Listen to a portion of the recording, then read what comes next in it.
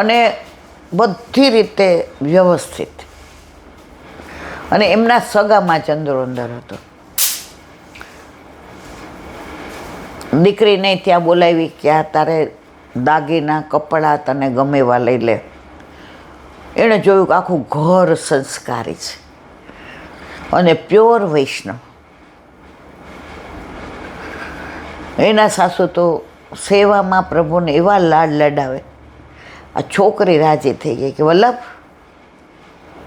મેં કાંઈ એવા પુણ્ય નથી કર્યા, મારા કાંઈ એવા કર્મો નથી સારા કે મને આવું વૈષ્ણવ ઘર આપ્યું. અને આ ડૉક્ટર હોવા છતાંય ગળામાં કંઠી, માથે તિલક અને વાણી તો એવી. હવે જાન આવી એટલે બધી આના બાપા મધ્યમ કુટુંબ પણ ખાધે પોધે સુખી. અને એકને એક દીકરી, દીકરો બીકરો કાંઈ નહીં. એટલે બાપાએ જે જમીન હતી અડધી વેચીને કે દીકરીના લગ્ન ધામધૂમથી કરવા છે. હવે પેલા છોકરાને ચાટી ગઈ. કોને? પેલા શેઠના. એટલે એણે જાનમાં એવી રીતે આવ્યો કે જાનવાળાનું હોય, નાચે ને ગાય ને ફટાકડા ફોડે ને તમે જુઓ તો બધાય કે વાહ ભાઈ વાહ.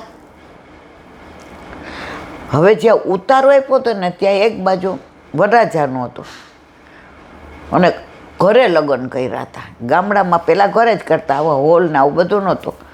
તો જ્યાં ઉતારો આપ્યો હતો બધાએ કીધું હાલો હવે સિકંજી ને બધું.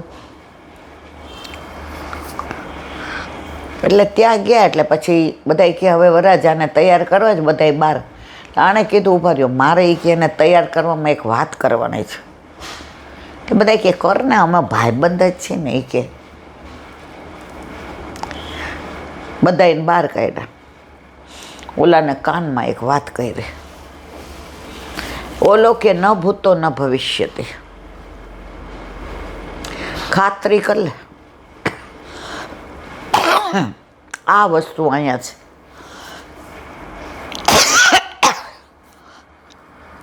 ઓલો કે માન નથી કરવી ખાતરી. મને ફેમિલી ઉપર, એમના સંસ્કાર ઉપર અને એમના મા બાપ ઉપર પૂરો વિશ્વાસ. આ વાત તો કોઈને કરીશ અહીં દાટી દેજો. હવે આનો ખેલ ઊંધો પડ્યો.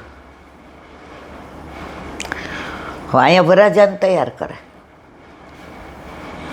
એનો ખાસ ભાઈબંધ હતો. એ બાર ઓલા પાનના બીડા બનાવ્યા હતા. વૈષ્ણવો એટલે હોય ને, એટલે જોડી ભરીને લઈ આવ્યા.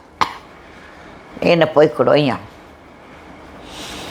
એ કે તારો ખાસ મિત્ર છે, તમારો જીગર જાન.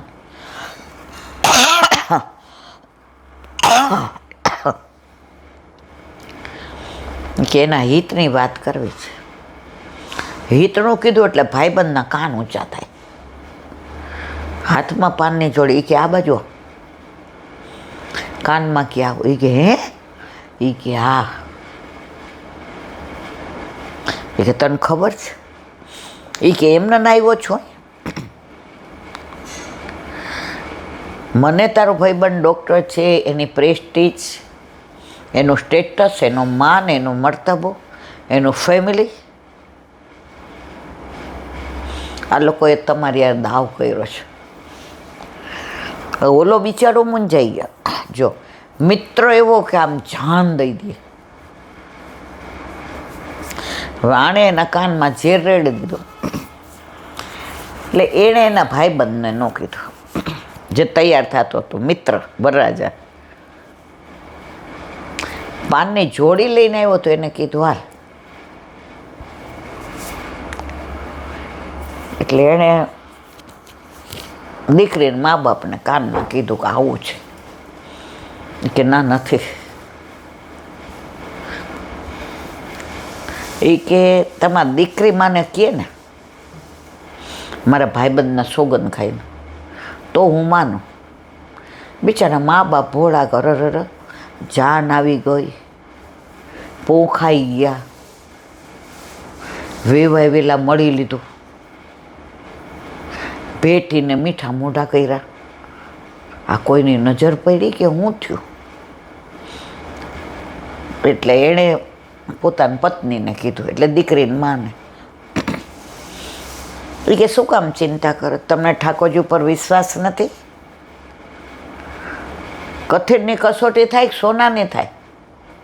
એ કે હોશિયાર વિદ્યાર્થી હોય ને એને જ પરીક્ષામાં બેસાડે, ઠોઠ હોય ના પાડી દે. એ કે તું આ બધું બોલસ, પણ આ તો બધું કાંઈ નથી થવાનું, મને ખબર છે. કેટલો દ્રઢ વિશ્વાસ લેડીઝ, એને ઠાકોરજી ઉપર એટલો વિશ્વાસ. મારો વલ્લભ આવું કરે જ ને. ત્યાં બહાર આવી દીકરી, બાપુજી પહેલાંના જમાનામાં કહેતા ને, શું છે? ઓલાએ કીધું કે તમારા ગામમાંથી જ એક જણાવું. ઓલીએ તરત કીધું, એ કે આ શેઠનો છોકરો હશે. એ કે હા.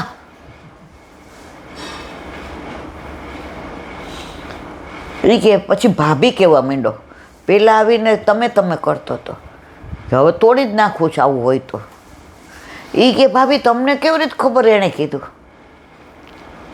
મારા વીરા, એનું માગવું આવ્યું ને આ ગામમાં નગર સેટ કરતા એનું વધુ પેલું. રાજાને પૈસા ઉછીના જોઈએ તો એને બાપુ આપે,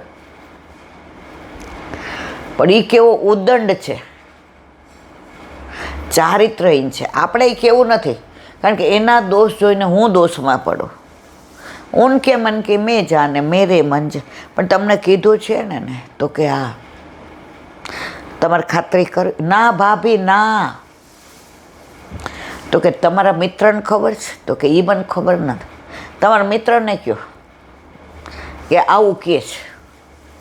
જો એને ખાતરી કરવી હોય તો જાન ભલે ઊભા તોરણે પાછી જાય, તો મારે જ નથી કરવું. એના બાપા, એ બીટિયા, બાપા તમને ઠાકોરજી ઉપર વિશ્વાસ નથી? એ કે પહેલાં જઈ આવો, પછી આ મોડ મૂકવા દઈશ, નહીંતર આ મોડ નહીં મૂકવા દઉં. કે ઓલો ગયો, તૈયાર થતા હતા, વરરાજાએ સાફો બાફો પહેરી લીધો, નામ ગળામાં હીરાનો હાર ને મોતી ને સોનાનો ને હાથમાં લખીને. પેલાના જમાનામાં તો એવું બધું હતું ને. એ કે 1 મિનિટ ઊભો રહે, 1 મિનિટ બધાએ બહાર જાવ. વરરાજા કે મારે કોઈને બહાર નથી મોકલવા. તાર શું પૂછું છે? એ કે હા. એ કે ઓલો ઉદંડ આવ્યો તો એ જ ને. આવા તો આવે રાખે,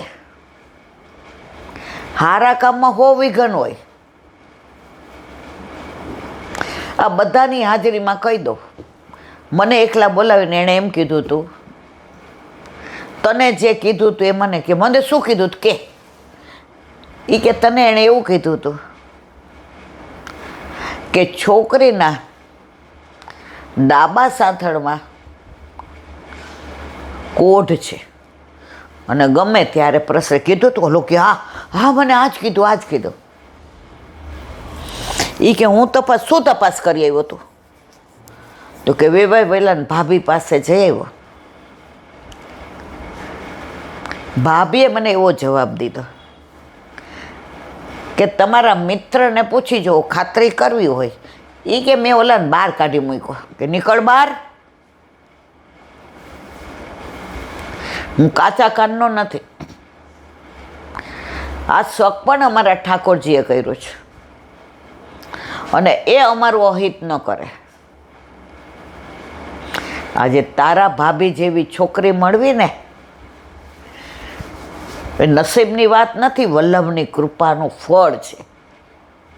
અમારા ઘરે અમારા માથે બિરાજતા અમારા ઠાકોરજીની કૃપા છે. બધા દમ થઈ ગયા. 5 મિનિટ વાતાવરણ તંગ થઈ ગયું. એ કે હવે ભાભીને જવાબ શું દઉં? એ કે તારે નથી દેવો, હું દઈ આવીશ. સાફો કાઢ્યો. જાનમાં જે આવ્યા હતા જૂના કપડાં પહેરીને ગયા. ચેતના, આ બધી વાત મને પહેલાં એ કહી ગયો હતો, મેં એને કાઢી મૂક્યો. એટલે મારો ભાઈબંધ બિચારો કે મને વિશ્વાસ હતો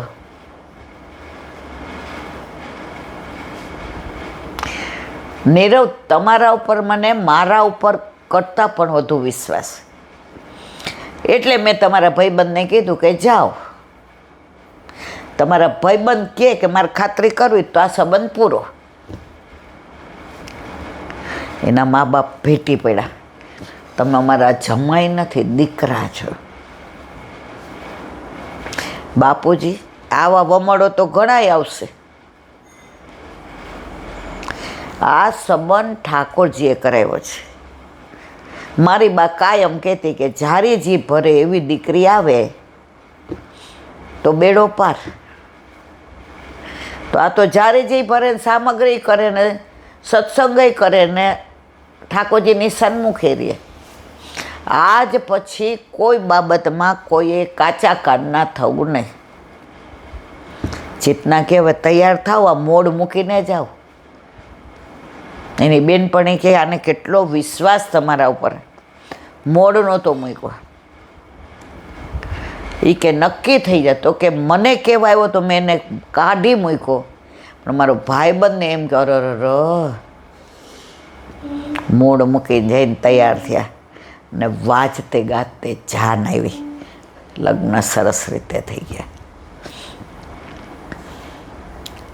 તો ક્યારેય આવી વ્યથા થાય, ક્યારેય આવી મુશ્કેલી આવે, ક્યારેય આવી તકલીફ આવે, આપણા ઘરે આપણા માથે બિરાજતા આપણા ઠાકોરજી ઉપર ક્યારેય અવિશ્વાસ ન કરો. પ્રભુ કરે સો ભલી કરે.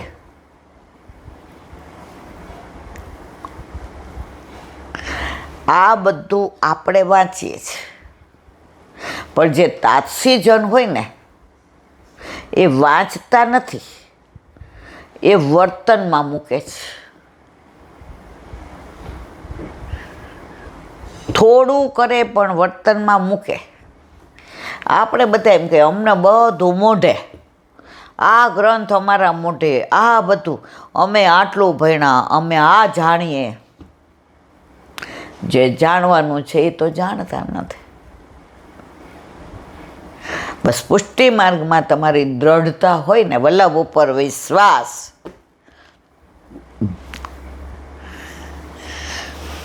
તો મારો કહેવાનો આશય એ છે કે ઠાકોરજી ઘરમાં પધારે છે ને મારા વાલા, પછી ધીમે ધીમે દ્રઢતા વધતી જાય છે. શરૂઆતમાં ટેક ઇટ ઇઝી લઈ લઈએ, ખબર સેવા કરી, ક્રિયા કરી નાખી, હાલો પાછા કોઈ ફોન આવે, સેવા પતી ગઈ છે, ઠાકોરજી કે આ મને પતાવીને જ રહેશે. પછી ભગવદીઓ શીખવાડે આપણને, સેવા પહોંચી લીધી,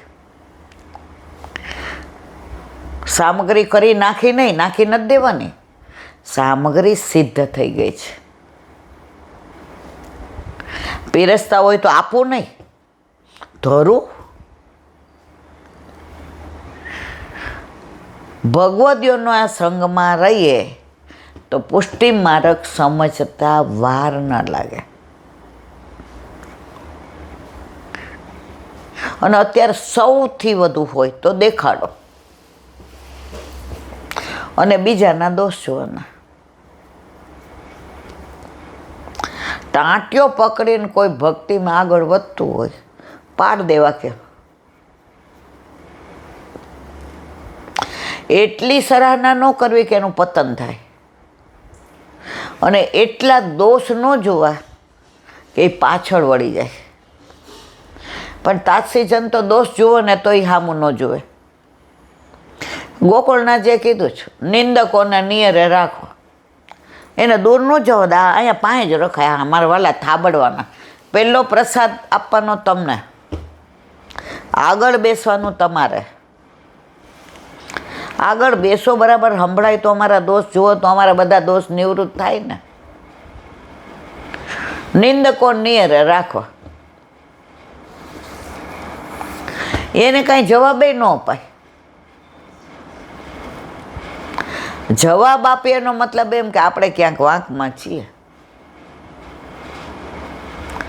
અમે નાના હતા ને તો બંગલે જઈએ કે સત્સંગમાં મારી બા ગઈ હોય ને તો એમ કે બેબી તેડી જાજે ને.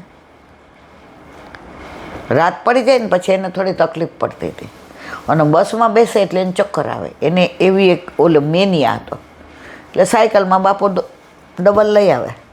નાના હોય એટલે કાંઈ.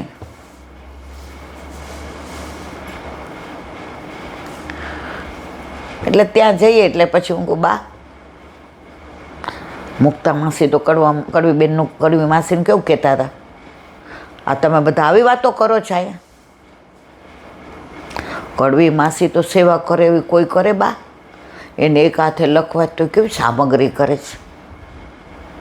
એમાં રવિવારે તો મેં કીધું મને અચૂક બોલાવે.